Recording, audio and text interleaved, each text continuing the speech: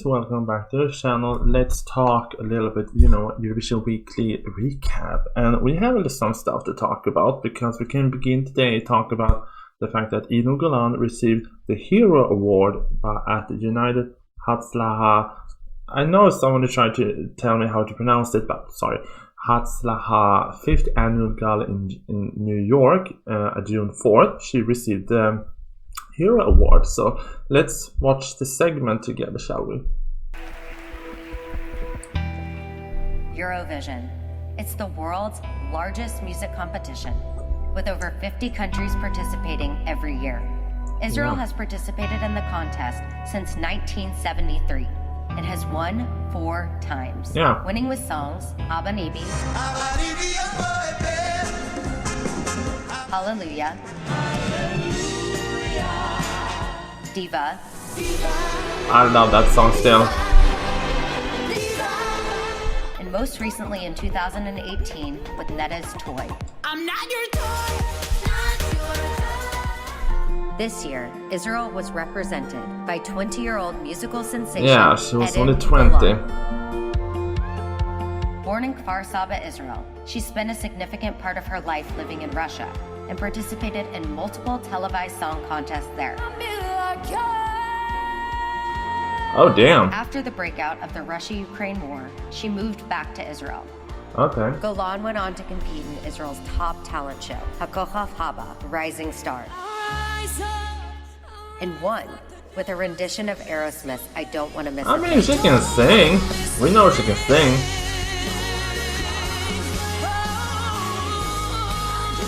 She dedicated the song to the loved ones of the hostages waiting on their return home from Gaza. Having won the contest, I mean, I'm gonna say, I pointed that out when she sang the Rise Up song and this song. If the lyrics feels a little bit different when she sings it because they get a whole new meaning. She went on to represent Israel in the 2024 Eurovision contest in Malmö, Sweden. We're going to Eurovision! She was to sing a song named October Rain. The Eurovision Song Contest are clear. No politics. Yeah. So with the world's eye on the Israel-Hamas war, outrage ensued. Organisers of the Eurovision Song Contest say they are assessing whether Israel's entry breaks the rules on political neutrality after it was claimed that singer Golan's song, October Rain... As I know I'm pausing a lot, but as someone, a Eurovision reactor said, Israeli propaganda. Excuse me? made reference to the current conflict in Gaza. Lyrics that have caused uproar. Who told you boys don't cry? Hours and hours and flowers. Life is not a game for the cowards. Now, the reference to flowers is significant because, according to the Israel Hayom newspaper, it is a military slang term for war fatalities. Objecting to the lyrics of Israel's song choice, petitions rounded up across countries to ban Israel's participation altogether this year. I was shocked and surprised to hear that they want to disqualify us. President Isaac Herzog appealed to the contest organizers by having the lyric. I mean, I've said it before, if you're gonna play by that, then why don't disqualify many other countries? I mean, why is Armenia and Azerbaijan? I mean, Armenia is not in this. Why is Azerbaijan here? Russia should have been disqualified 10 years, 15, almost 18 years ago. I mean, it is the double standard because I've watched several videos, try to get information and get the understanding. It feels a little bit when it is Israel, people put it in a whole new standard because, I mean, we have so many conflicts in this world that don't get any attention at all, but this one in particular, it feels like people and maybe I sound harsh. It feels like people pick this conflict and just spew the hatred. I feel sorry. I feel so sorry for her. Hurricane. I'm coming here to show my voice, to share my love, my gift from God, and to hopefully make people feel something and leave a mark in their souls, and to unite by music. the city of Malmo prepared itself for protest outside the performance venue. There was heightened security ahead of this weekend's Eurovision Song Contest final in Sweden. Thousands of people took to the streets to protest Israel's inclusion in the competition amid the country's ongoing war in Gaza.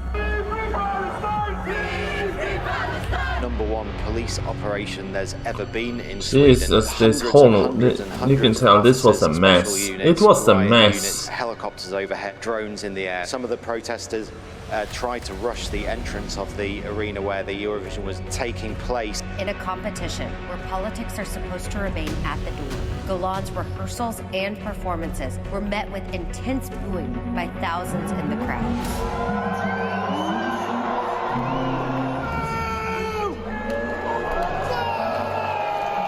Wow. Wow. Talk about acting like grown-ups. I mean, that's the thing when I read into it. I feel like I said in the previous video, I think I was talking about Ollie Alexander. It feels, that's the thing. It feels weird to me at least, to support a country when I know if I walked into that country, I would be put in jail. Like this. So it feels a little bit weird for me to support a country that doesn't support me. So I'll be like, okay. And the way they were acting, I was like, you know, this is a little bit bullying. And this is the reason, one of the reasons why she can gain so much televote sympathy. So you have no one else to blame but yourself for your actions, darling.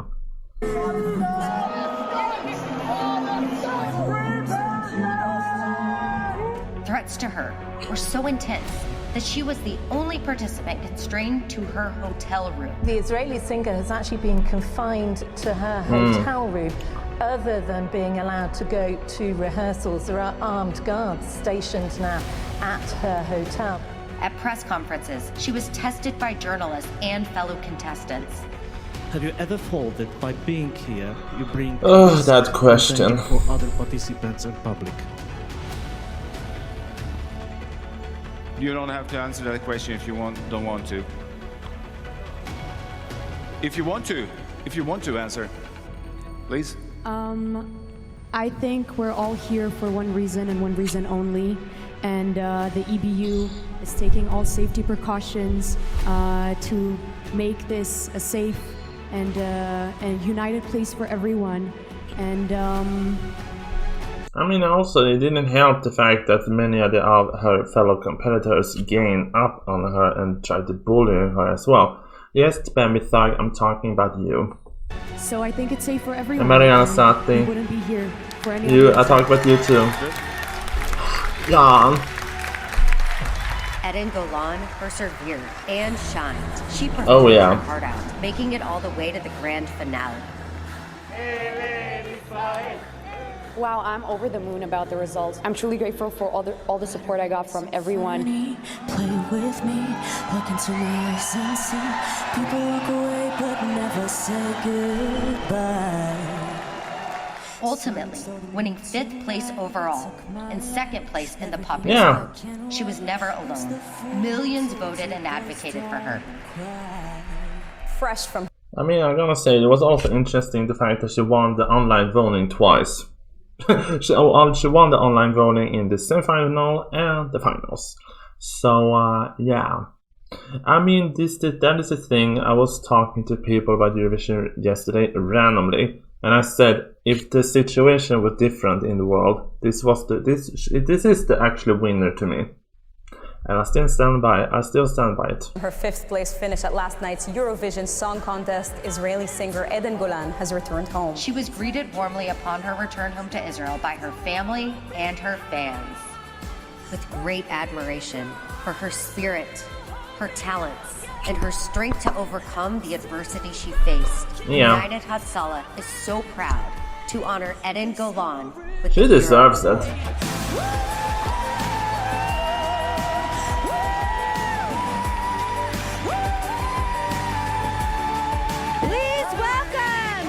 The 2024 Eurovision finalist, our hero, Eden Golan for the United Hatzalah Hero.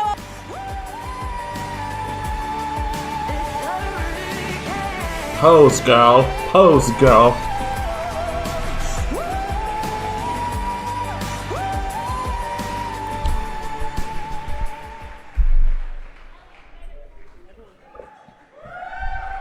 I mean, she deserves it. I think she deserves it. All right, this beautiful piece of art was created by one of the most talented and passionate about Israel, talented all around the world, Elizabeth Sutton, who's here on stage next to us. And she also made this beautiful, beautiful jacket with the beautiful, shiny diamonds, real diamonds, by the way. Jacket for Eden. Eden, you're going to take this back to Israel with you. We're very, very proud to give this to you. Fancy.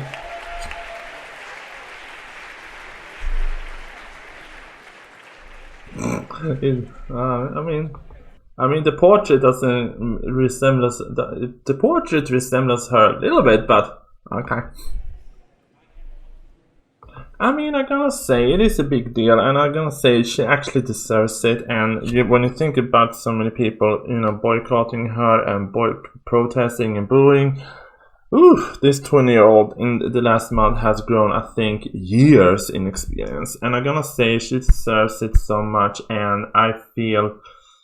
I mean, that's the thing when you read into when I started to because in the beginning I was so conflicted. I was like, which side do I take in this conflict? And it feels like when you dive into this whole situation, it feels like I feel odd to support a country which is Palestine and Gaza. I feel odd to support a country that doesn't support me because of my sexuality. I feel odd to the fact that it becomes a little bit weird. And do I think the conflict should end and both people can just leave each other alone? Yeah, I think leave each other alone. Then the situation is fine. But anyway, I know people are gonna hate me for this, but I'm gonna say that's how I feel. I think the situation and what's going on, I'd just be like, please, can you just never talk to each other or something like that? It feels like a toxic relationship. Just go separate ways. And but I think many Eurovision YouTubers out there owes this woman a big apology for how they treated her. I remember one of those actually during the rehearsals in the Eurovision semifinals and being like, oh, this is the first time reacting. I was like, okay. And the other be like, they never referenced her by name. They said it was the other country. Many people clipped out when she was qualifying. I was like, girl, be fair. Anyway, I'm gonna say the congratulations in the Golan for winning this award, and I'm gonna say well done, boo, well done. Yes, and we have to also talk about the fact that this ongoing investigation against the Dutch Joost Klein is still going on, and I think which one was it? Was this one? EurovisionFund.com. They posted the fact that the Netherlands' participation in Eurovision 2025 is uncertain. I think if you're gonna do it wise, I think you should actually be in Eurovision 2025. Can you imagine the sympathy votes that if the Netherlands sent Joost Klein again with a good song, no drama, can you imagine the fan votes he would get? He would get so much sympathy votes for those people who think he was, justice for Joost Klein. So if I'm gonna be honest, the Netherlands should just send him again, and with a poppy banging song. He would win the whole thing in Switzerland. But anyway, go back here. This is a 3-parter, and thank you EurovisionStar.com on Instagram. You should follow them. I love this site. Anyway, the investigation into the incident after Joost Klein's performance in the second semifinal is still pending at the Swedish Public Prosecution Service. During this investigation, we unfortunately cannot go into detail, the circumstance and the handling of the incidents because this could influence the investigation, we can say that based on the information we have then and now, we still believe that this qualification was unnecessary and disappropriate. Well, the last word. Because this is the Dutch broadcaster Avrotros released the update statement about the whole situation. I mean, the thing is that we don't know yet what happened. That's the thing. It has been a month. We still don't know what happened. I mean, if he broke the rules and did treat this female photographer badly, then a disqualification act is. Have you ever seen reality shows? I mean, one punch and you're out. So, I mean, one physical interaction and you're done. So, if he did something against this female photographer that made him, you know, flip out, and then something happened, yeah, sure, then the disqualification is, then yeah. Anyway, Avrotros, like other participation countries, have received a request from EU to cooperate in an investigation. We have decided to cooperate with this. That's good. With the necessary caveats, Avrotros believes in a broader, more in-depth, truly independent investigation is needed to address structural problems.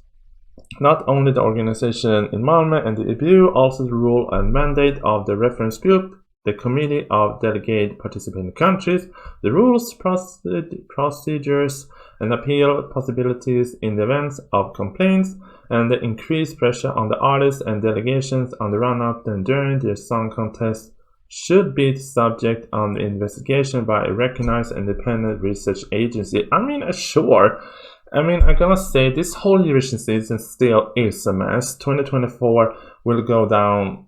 I think 2019 was a little bit messy because the whole Maruv situation. I think it was 2019 with the whole Maruv situation when Ukraine withdraw and Russia withdraw. Both of them was not there in it. Yeah, I think they were not in Tel Aviv. None of them. I mean, it was a whole mess. And now this, and 2024 will go down as a very messy Eurovision season, and I think the protest outside the arena didn't help at all. So yeah, this whole situation was a whole freaking mess. But they have an update. Future. The Eurovision Song Contest was created to connect countries and people through music and encourage a mutual brotherhood and sisterhood. This should be the starting point for the organization and all participating countries until Avrotros is confident that structural adjustments will be made to the artist and the musical message back in the center. We would keep a participation in Eurovision Song Contest under consideration. I mean, I think I'm gonna still stand by it. I think they actually should do Eurovision season next year, because if they come with the same singer, a good entry, he wins. That's the thing. If he comes back for next year, I think the Dutch broadcaster should just give Joost Klein an opportunity to go back. I don't think he wants to, but if they send a strong singer, a strong song, they win. That's the thing. They have all the opportunity to win now, because they have the sympathy of the fans, they have the sympathy of the people because of what happened. So if you want to do it smart, go back to Eurovision next year with a strong entry and you win it all. You win it all. So yeah, I mean, that's the update so far. I mean, this whole situation is a freaking mess, and I know that also Joost Klein released a new song, but yeah, unfortunately, this is the reality. This is the situation we are dealing with, and I just hope we can just put 2024 to rest, because it is a hot mess. And let's see here, do I have, yeah, Bambi Thug.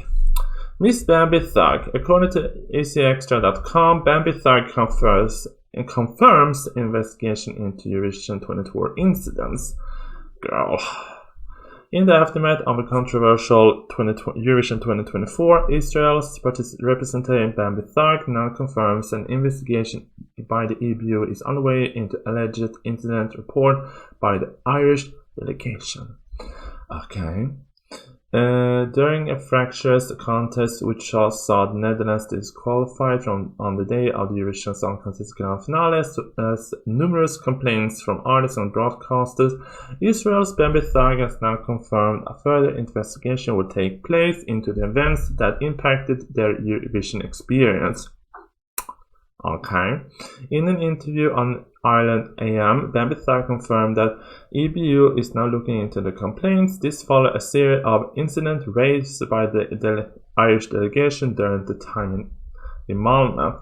And now, quote, "We are currently under investigation from EBU and UER. That's why I cannot say much about Eurovision. Once the investigation is over, I will tell you what happened to me." Okay, you were pretty vocal, so I think we all know what happened, but still. Intentional concerns arose when Bambi Thug failed to arrive for the flag parade in the last dress rehearsal ahead of the grand finale due to a situation that required urgent attention. The EBU were made aware of this at the time. Further incidents were highlighted surrounding the comments made by the Israeli broadcaster Khan towards Bambi. Okay, but I mean that's the thing, and some of the songs I don't know. I have no idea, and I realized when people tell me, I was like, really? Did this happen? Khan, the broadcaster, intentional violence against me twice, 3 times. We brought it up to the EBU. They say they follow up. The 30-year-old singer became one of the more active voices throughout the contest, using the platform to highlight the ongoing situation in Gaza. During the grand finale, Bambi achieved Ireland's best results since 2000, taking Doomsday Blues to 6th placement with a total of 278 points. I mean, yeah. I mean, I gotta say, I have no idea what's going on, and I think we all have to wait. This Eurovision season can take months, and then we are still not done yet. So, yeah, I mean, if there are investigations to be needed, then have them. Then we can all have I think we need a refresh with. That's why I said before, I think it is good that Switzerland won because they are the most neutral country in Europe. It feels like 2025 can be a refresh. We know that many countries have now announced they're gonna be in Eurovision 2025. Wait, let's look who wants to be part of. And we are back. I mean, so far 14 countries has expressed interest participation in the contest, which is subject to change. I mean, still, I don't think Sweden would drop out. No. Sweden will not drop out of the contest in the near future because you know that Melody Festival is a big deal in Sweden. So will we drop out? No. So anyway, we have Austria, Belgium, Croatia, Denmark, Finland, Germany, Israel, Luxembourg, Malta, Portugal, Serbia, Spain, Sweden, and Switzerland. And then I think Greece is going into this because I read on the article here that according to EurovisionFund.com again, that government proposal to ERT for a national final fee in Eurovision. So Greece will join, and then so I think we will see maybe a smaller number next year, or maybe we will have new coming countries coming to Eurovision next year. We don't know. Anyway, we have until mid-October to follow. So until October we will see this list change, but I think will we have fewer countries next year? Who the heck knows? I have no idea. Maybe we will have fewer countries next year, but I think with 2025 we need to have a refresh. We need to have a restart, and I hope EBU and will restructure a little bit of the contest, so we will have a little bit less drama next year, and we will see what happens. And that was all for me for this day.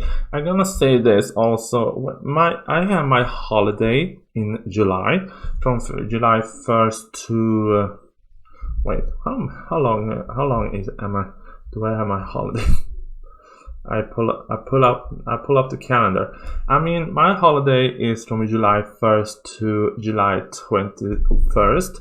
So I think I'm gonna be a little bit less active here on YouTube during those 3 weeks, because I think I need to have a break, a long break, and maybe I'm gonna post a little bit, but not as much. So maybe this recapping thingy will not be in those 3 weeks. So I'm gonna say when I have a holiday, I'm gonna take a little bit of a break, because I feel like I need it, because yeah, I feel tired.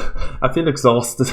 But anyway, that is all for today and this week. I hope you had a nice time. If you have any other requests or news to talk about, just hit me up on Instagram, and see you then.